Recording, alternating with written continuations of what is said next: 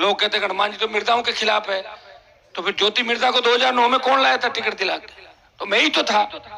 रिचपाल मिर्जा के बेटे को 18 में किसने मदद करी? मैं ही था। और हरिंदर मिर्जा की मदद नागौर में किसने करी? मैं ही था। जब परशुराम जी का परिवार तकलीफ में था, मदेरनाओं की मदद करी। वो दिन याद है, मैं 98 के अंदर अगर चाहता तो जयपुर के आसपास का कोई इलाका देख के बीजेपी की टिकट ले लेता। जिस तरह बीजेपी के दूसरे नेता घूम रहे, मैं भी एमएलए बन जाता और पार्टी के अंदर रहता। मुझे कौन लाट हेलीकॉप्टर नहीं लिया, मैंने सत्ता का सुख नहीं भोगा। लेकिन आप में से कोई व्यक्ति अगर मुझे छोड़ के जाता संघर्ष के समय, तो मुझे तकलीफ होती है। इंसान मैं भी हूं। किनका परिचय क्या है? तो उसमें परिचय लिखा था कि 2 बार सरपंच और 1 बार राष्ट्रीय लोकतांत्रिक पार्टी से प्रधान बने। यही परिचय था। शुद्ध पारदर्शी प्रशासन। और इस बोतल ने इस राजस्थान की राजनीति में भूचाल ला दिया।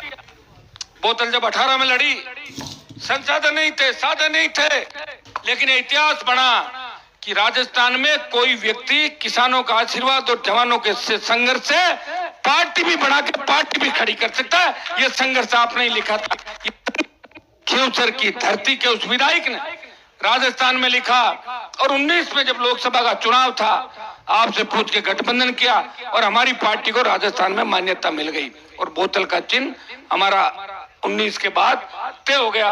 19 में बोतल चली गई थी बदमाशी से।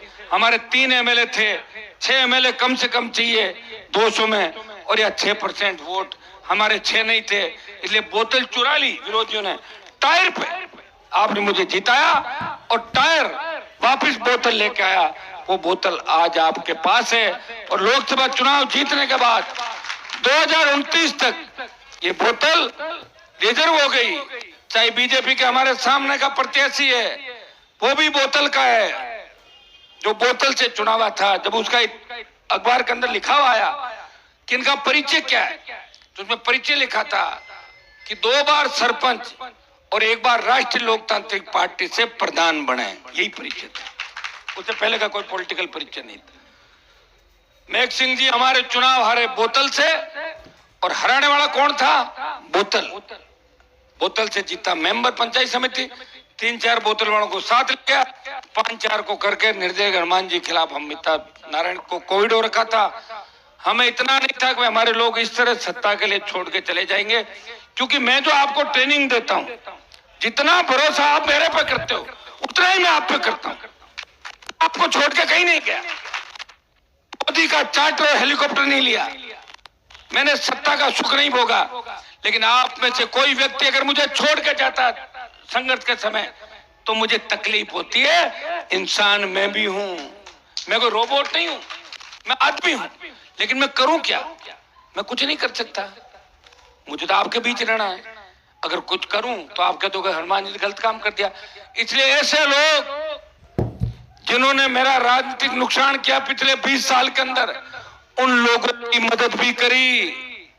लोग कहते हैं हनुमान जी तो मिर्जाओं के खिलाफ है, तो फिर ज्योति मिर्जा को 2009 में कौन लाया था टिकट दिला के? तो मैं ही तो था। रिचपाल मिर्जा के बेटे को 18 में किसने मदद करी? मैं ही था। और हरिंदर मिर्जा की मदद नागौर में किसने करी? मैं ही था। जब परशुराम जी का परिवार तकलीफ में था, मदेरनाओं की मदद करी, राम सिंह जी के परिवार की मदद करी, और 1 दर्जन से ज्यादा हमारे समाज के नेताओं की, शेड्यूल कास्ट के मेरे भाइयों की और दूसरे समाजों को, उन लोगों की जिनकी आवश्यकता थी, उनकी मदद करी कि उन्हें बिखरने मत दो, उनको जिंदा रखो। मेरी वजह से नुकसान नहीं हो, हमेशा मैंने प्रयास किया। लेकिन इसका मतलब नहीं है कि मैं आपके हितों पे कुठाराघात होने दूं। मेरे लिए सबसे आवश्यक है कि यहाँ के किसान के बेटे बेटियां सत्ता के शिखर पे बैठे, यहाँ के किसान के बेटे बेटियां राजनीति में ऊंचे पदों पे जाए। नागौर के किसान के बेटे बेटी, दलित का बेटा बेटी, मुस्लिम का बेटा बेटी, हमारी ओबीसी कोई भाई का, वो नाम कमाए और आगे जाए। जब मैं विश्वविद्यालय के अंदर राजनीति करता था, नागौर के 70 वोट थे और आज 4000 वोट है राजस्थान विश्वविद्यालय में नागौर जिले के, जो डीन बनाओ नागौर सम्मिलित हो गया। भाइयों, मुझे वो दिन याद है, मैं 98 के अंदर अगर चाहता तो जयपुर के आसपास का कोई इलाका देख के बीजेपी की टिकट ले लेता। जिस तरह बीजेपी के दूसरे नेता घूम रहे, मैं भी एमएलए बन जाता और पार्टी के अंदर रहता, मुझे कौन रोकता। लेकिन मैंने कहा मेरे उस नागौर को जहां सबसे ज्यादा किसान है, दलित शोषित तबका है, मुझे वहां राजनीतिक चेतना लानी है, मुझे शिक्षा जगानी है, मुझे मेरे भाइयों को आगे तक लेके जाना है।